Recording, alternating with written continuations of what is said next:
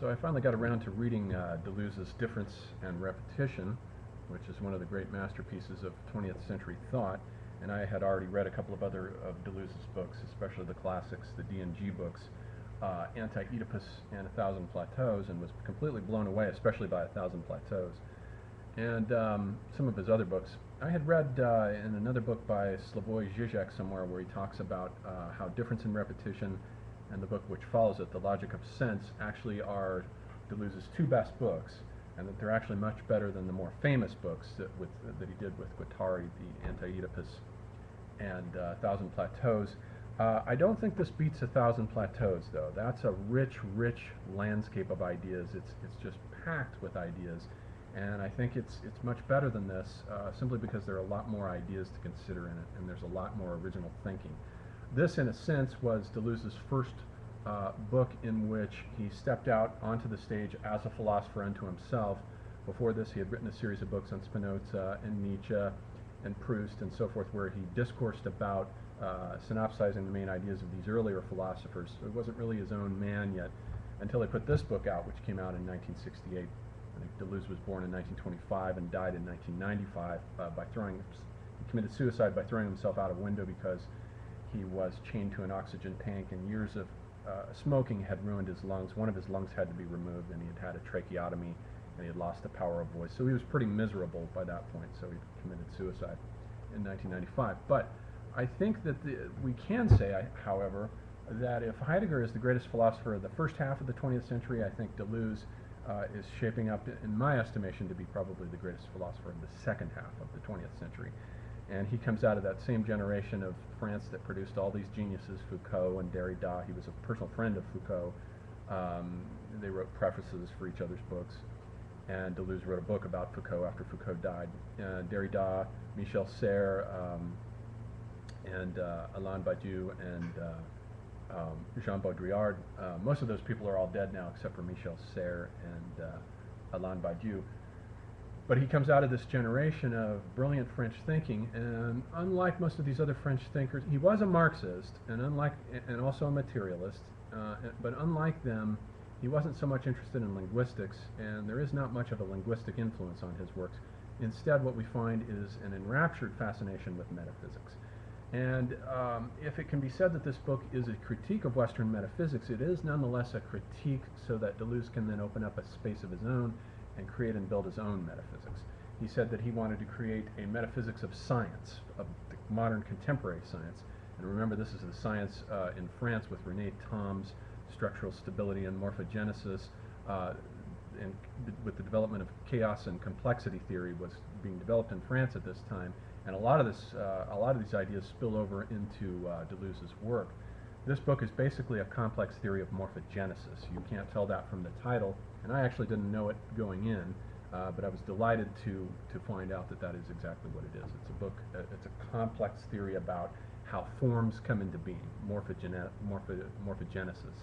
And of course, complexity theory is about the idea of self-organization from noise, how forms self-organize and give rise to emergent properties, catastrophic bifurcations and so forth, and go through phase changes and transitions, so that chaos becomes revelatory of the capacity of matter to self-organize and produce its own forms in nature. And that's basically what Deleuze is talking about in this book, although it takes him a while to get to that. You have to be patient with the book. By difference and repetition, then, the interesting thing to comment upon about the title is that Deleuze will say in the book that difference has been that which has been deprivileged or regarded merely as an epiphenomenon of same in the history of Western philosophy.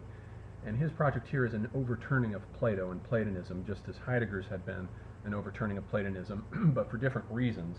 With Heidegger, we'd seen that he objected to Plato because of Plato's divorce between being and becoming, so that being in Plato is thought of as this transcendent something that is completely divorced from the realm of becoming, whereas Heidegger's whole task was to incarnate being into becoming and to see it as something immanental.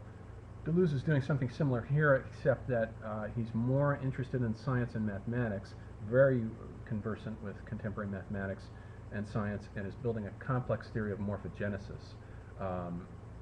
Whereas Heidegger wasn't much interested in any of that. He was more interested in drawing boundaries on that stuff and pushing it to the side so that he could build very traditional conservative set of sort of country rural values in erection as a kind of defense mechanism against what was going on in modernity. But with Deleuze, we have full thrust. Everything in this is new. And the overturning of Platonism here consists in the fact that he criticizes Plato and the Platonic tradition, especially from Plato to Hegel, of privileging the same. The concepts and forms are self-identical with themselves, and the idea that the copies of the world are dependent upon the forms as models of them privileges sameness, and deprivileges difference. Difference is regarded merely as an epiphenomenon of same, and it's what Deleuze wants to do in contrast then is to build an ontology of difference. He wants to build an ontology of difference in a similar way to which Heidegger built an ontology out of being. So this is an ontology of difference and also repetition. And the terms don't mean what you think they mean as you go in, and they also are very slippery terms. We can't assign hard and set fast denotations to them. They change and they slip around a lot, as is a typical characteristic of postmodern thinking.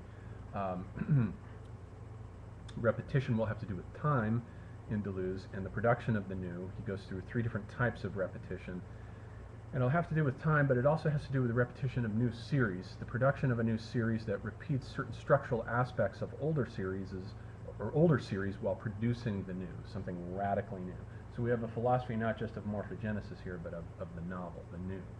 And so what he does to build this is that he starts off with these, after the introduction and the prefatory matter, where he talks about difference in itself and how difference has been understood in this way, from Plato to Hegel, is that he introduces the 3 different syntheses of time.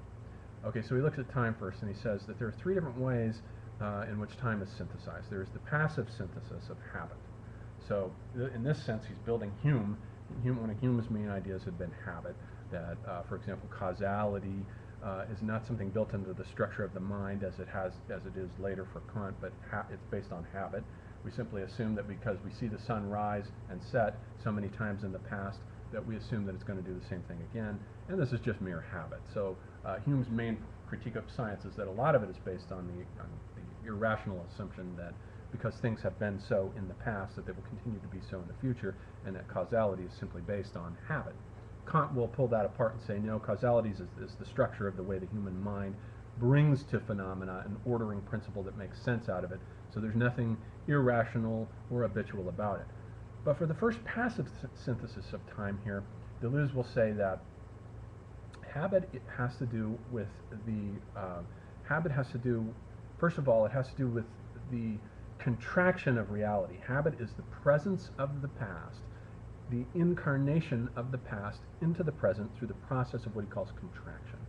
Everything in nature is contracted for Deleuze. Everything forms, animal forms are contractions of water, earth, and air, and the various elements. Everything is based on contractions.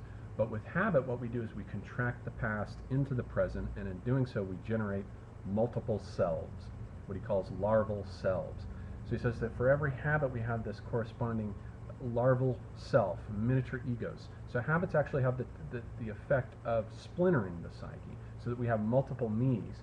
He says also, too, that drives, which are basic to the psyche, are really bundles of excitations, and that corresponding to these bundles of excitations are different egos. So it's a little bit, Jung himself had arrived at the theory of archetypes by studying the complex theory, where he had said that there are these different complexes in the psyche.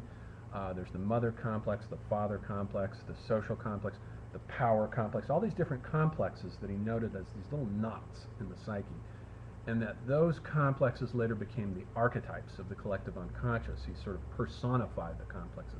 We have something similar here with Deleuze, except of course Deleuze is coming out of the tradition of Freud, not Jung. Freud and Lacan and Marx, and this is a materialist metaphysics, a materialist ontology. But nonetheless, habits schismatizes and splinters apart the ego into these multiple me's. So it's a passive synthesis.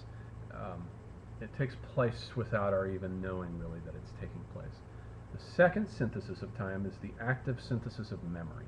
And here Deleuze brings in the influence of Proust, whose whole epic had been a study of the past and the effect on the past and the present. And Deleuze says what happens with memory is that you get a fractured I. The I fractures into an I and a self. And this fracture of the I, the emergence of the I and its stabilization, makes the experience of memory possible as a previous past, what he calls a past present, or a past present. We have the pole of the past present and then the pole of the contemporary present, the present present. And between these two poles, memory oscillates with this I-self axis, and it brings the past back fully into the present. In Proust, the little Madeleine that he tastes activates this connection between the past and makes the past present. And this is another synthesis of time, the synthesis of memory. So we have habit and memory, and they're both forms of repetition. They're forms of the return of the past into the present, and they're cyclical. They create a sort of traditional circle of time that binds the cardinal points, the cardinal directions, and binds the human and stabilizes the human personality into the traditional idea of the subject. So those are the first two syntheses. But then he talks about the third synthesis, and the third synthesis is the most interesting, and it's the key one here. He says there is a third synthesis, and it has to do with what he calls empty time. And it has to do with the rupture of the circle, the cutting and breaking of the circle of habit and memory, that is to say of repetition, with the eruption through time that breaks the circle of the novel, the singularity, the new, that which is totally unprecedented, but which paradoxically, Deleuze says, is based on the Nietzschean idea of eternal return. The eternal return is part of this empty synthesis, the synthesis of time as empty time, in that the eternal return brings back extensive structures, or rather intensive structures, and incarnates them in new novel ways. For example, he says that history is not even possible without a form of repetition, in the way that, for example, the French Revolution modeled itself off of the Roman Republic, but yet was still nonetheless a singularity, something radically new. So he takes from Nietzsche this idea of the eternal return, and what comes back are old structures that are metamorphosed and transformed into something completely new, something unprecedented and singular, that blows apart the self-axis, and so you end up with the man with no quality, the man without qualities. This is the title of Robert Musil's novel. So instead of Proust here, for this synthesis, we have the man without qualities, or the man with no name, in which the identity is blown to pieces and shattered by an experience of an event that ruptures all the known sense of self and all the self's connections with the world around it. There's a complete rupture. Now, this obviously is where Badiou got his idea for the production of the novel and the new as a singularity. In a previous talk, I had talked about Badiou, and clearly this is where Badiou got the idea. This is the rough sketch for Badiou's being an event, where the event is that which breaks a series of a status quo situation by introducing something totally new into it. But the contrast is that with Deleuze, the new ruptures the sense of self. It destabilizes the I, ruptures it, and forces it to rebuild itself in some other manner. With Badiou, the self is, the actual creation of the new event actually subjectivizes the individual, creates him as a subject through remaining faithful to a truth event, whether the truth event is the French Revolution or Einsteinian physics or Haydn's classical music, doesn't matter, whatever it is. Through one's fidelity to the truth event, one creates oneself as a subject. Not so for Deleuze. It's exactly the opposite here. Deleuze was one of the philosophers, along with Foucault, who deconstructed the subject. And so we see that here with this idea of the radical, the new. And so you can see how he's paving the way for morphogenesis as the rupture of new forms, breaking with the old here. And so that's those are the three syntheses, and the most important thing to understand there is how, through the process of eternal return, the old returns transformed in a new way. The Sime anew, as Joyce puts it in Finnegan's Wake, which is a contraction of the river Seine with same, and it brings the past back into the present. And it's not an eternal repetition at all. It's more like a turn on the spiral that produces something brand new, transformed from what had gone before. So that then lays the groundwork for Deleuze's philosophy, and then next he moves into the idea of the image of thought, or his critique of the dogmatic image of thought in the next section.